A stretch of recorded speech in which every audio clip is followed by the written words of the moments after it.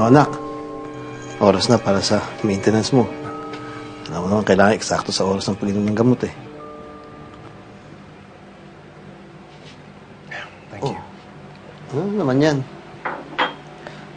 Hala. Binigay sa akin na to ni Diana.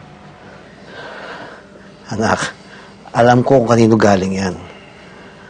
Ang tinatanong ko sa'yo, bakit hawak mo pa rin? Alam mo, lalo mo lang pinahihirapan ang sarili mo. Nalakpasan mo na nga pinakamabigat na pagsubok sa buhay mo. Ngayon, gusto mo saktan ang sarili mo? Dad, this is the only memory I have left from Diana. At least, kahit papano, nakikita ko yung ngiti niya dito, through the scrapbook. Mali, anak. Pinabibigat mo lang ang kalooban mo. Anak, kung gusto mo makamove on, kailangan bitawan mo lahat ng bagay na napapaalala sa iyo kay Diana. Baka hindi ko kaya yun, Dad eh. Kaya mo yan, anak. Kinaya mo nga ang sakit mo eh.